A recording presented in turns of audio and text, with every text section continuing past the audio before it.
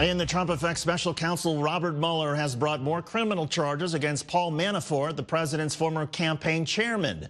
Manafort and a Russian business associate were indicted Friday on charges that they attempted to obstruct the Russian collusion investigation. As President Trump's legal team waits to see where the Russian investigation goes next, a key member of that team is now getting criticized by top members of the Trump administration. Secretary of State Mike Pompeo has pushed back on Rudy Giuliani's recent comments about North Korea. Giuliani made comments this week that had the potential, according to officials, of disrupting next week's scheduled summit. Watch. We said, well, we're not going to have a summit under those circumstances. Well, Kim Jong-un got back on his hands and knees and begged for it, which is exactly the position you want to put him in. For all of this, let's welcome Vinoo Varghese, defense attorney and former prosecutor. Vinoo, do you have a sense about whether Rudy is all there? I mean, if he's going to be so loose when it comes to a North Korean summit, is this the guy that you want representing you in the Russia investigation? You ask a great question. When he was first hired, I was surprised because in my mind, Rudy was well past his prime. I was on with you a few weeks ago, actually, somewhat defending him, but these North Korea comments make no sense, and a lot of the commentary at the time was that he looked unhinged. I'm beginning to question whether he actually may be unhinged. Regarding the Paul Manafort indictment, for somebody to be re-indicted by a special counsel, this time on obstruction of justice at this point in the investigation, what does that tell you?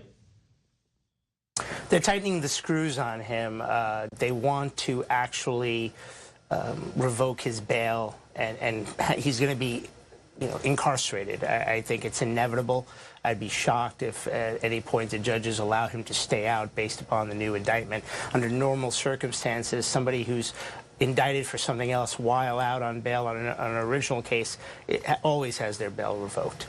Was there anything particular about the indictment, though, that jumped out to you? Anything about the charges or the Russian associate who was also apparently involved in this?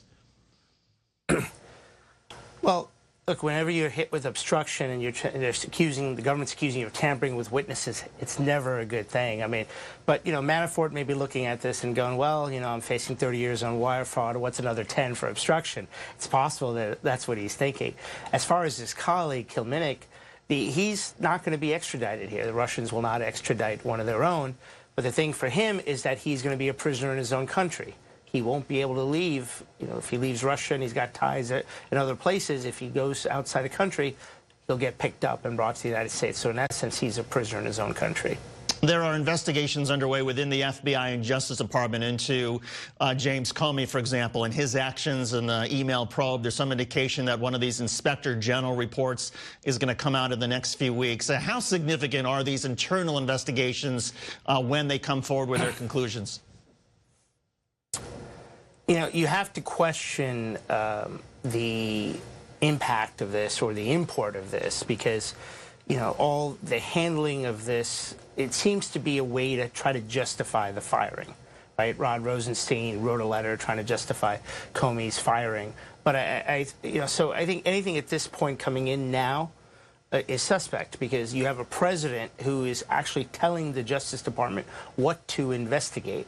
Presidents shouldn't be doing this. That's not their role. Every president has always let the Department of Justice do its own thing until this president. There's one other thing that's been out there in terms of timing with whatever Special Counsel Mueller is doing, and that is, I guess there's a Justice Department guideline that you're not supposed to bring indictments particularly close to an election. I think the figure is something like 6 weeks. Does that suggest to you that he's got to, if he's going to take action against Donald Trump or somebody close to him, that has to be done, say, by the middle of September? These are guidelines. These are not necessarily set in stone, and I think that he can certainly do what he needs to do. There's been talk that he's going to lay low for a bit. And so right now they're just clamping the screws, tightening the screws on Manafort.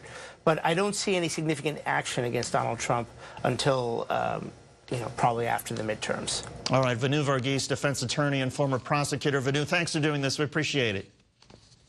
Thank you.